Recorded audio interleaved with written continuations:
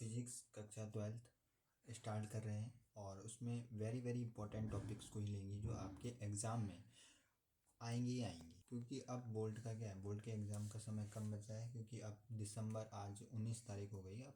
अब 2 महीने बचे हैं, बोर्ड एग्ज़ाम आपके फरवरी में होंगे 1-2 महीने। तो आज से हम फिजिक्स के इम्पॉर्टेंट टॉपिक्स को लेंगे जिससे आपके एग्ज़ाम में 70 में से 70 नंबर आ सकें। आप बस ध्यान से चीज़ों को समझें, ठीक है। आज हमारा जो टॉपिक है वो है गॉस की परिमेय। उसको देखते हैं। देखो गॉस की परिमेय क्या होती है। गॉस की परिमेय का जो स्टेटमेंट है, मतलब किसी बंद किसी क्लोज सरफेस से गुजरने वाला कुल अविलंबन इलेक्ट्रिक फ्लक्स मतलब विद्युत फ्लक्स पृष्ठ पर घिरे हुए कुल आवेश का 1/ε गुना होता है। मतलब क्या हुआ कि फाई बराबर क्यू अपॉन में एप्सिलॉन नॉट। ये मतलब किसी क्लोज, मतलब मान लो मेरे पास एक क्लोज सरफेस है। मतलब डेफिनेशन ये है किसी तो मैं नोट्स में दे दूंगा लिख के, मैं आपको फिर से समझा देता हूँ कि डेफिनेशन क्या है। तो वो कोई क्लोज सरफेस है, मतलब किसी क्लोज सरफेस से गुजरने वाला कुल अविलंबित विद्युत फ्लक्स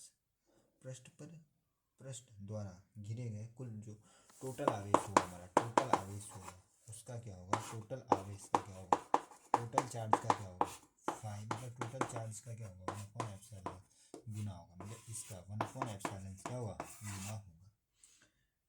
जहाँ पे जो एप्सिलॉन नॉट है, वेयर आप लिख सकते हैं, जहाँ पे हम जानते हैं ये जो है ना एप्सिलॉन नॉट, वो निर्गत तथा वायु की विद्युतशीलता होती है। ये जो चीज़ है ना, वायु की विद्युतशीलता, ठीक है। कहीं कहीं हम म्यू नॉट की बात करें तो आपकी वायु की चुंबकशीलता होती है, ठीक है। ये आपको पता आना चाहिए कि ये क्या है, ये वायु की क्या विद्युतशीलता होती है एप्सिलॉन नॉट, और म्यू नॉट क्या होते हैं, चुंबक। तो ये आपको समझ में आ गया होगा, ये फॉर्मूला होता है, ये आप याद रखिएगा। ये आपकी टिक में भी आ सकता है, फाई बराबर क्यू अपॉन में एप्सिलॉन नॉट, मतलब किसकी गुना होता है, 1/ε गुना, ठीक है।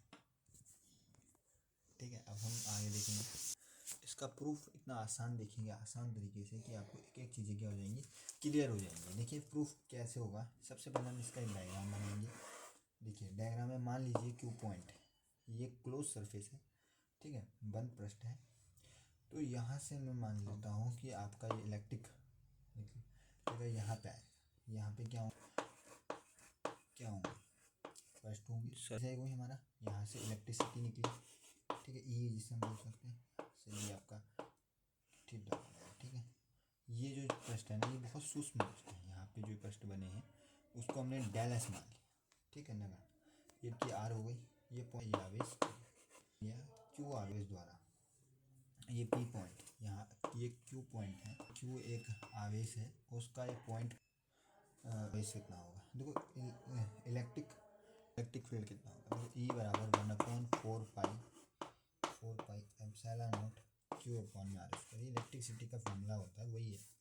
मतलब जो आपका क्यू पॉइंट का मतलब क्यू आवेश जो है, क्यू चार्ज है ना, उसका पी पर क्या इलेक्ट्रिक फील्ड होगा, वो है।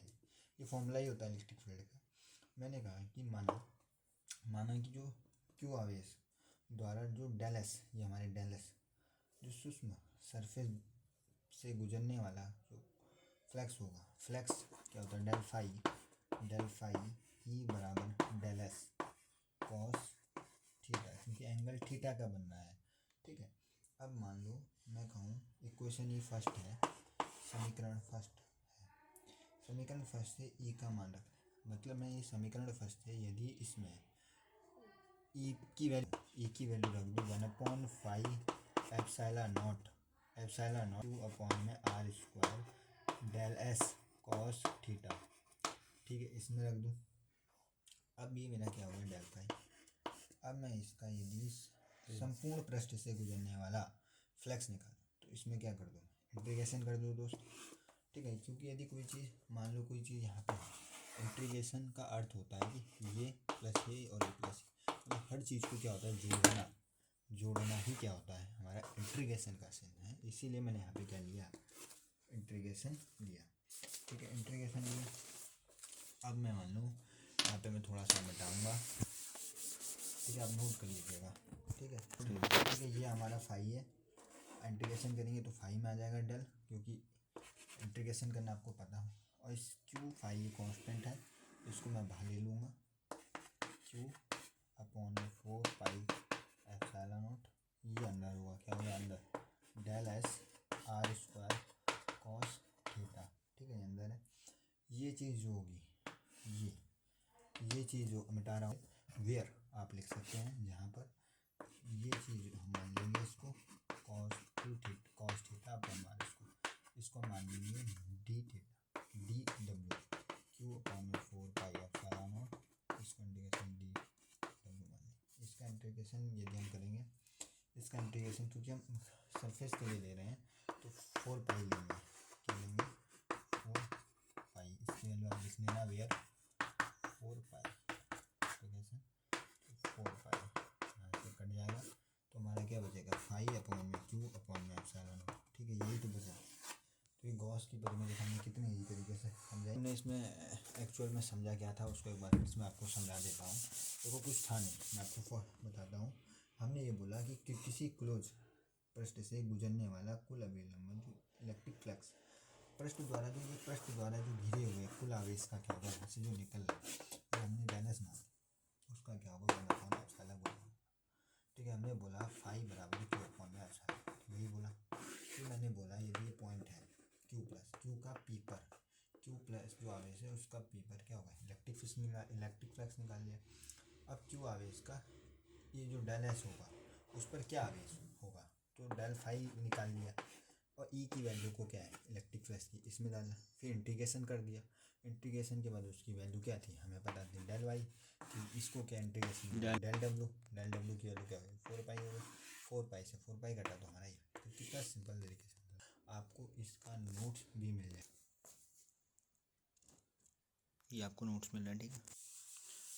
वीडियोस को लाइक करें शेयर करें।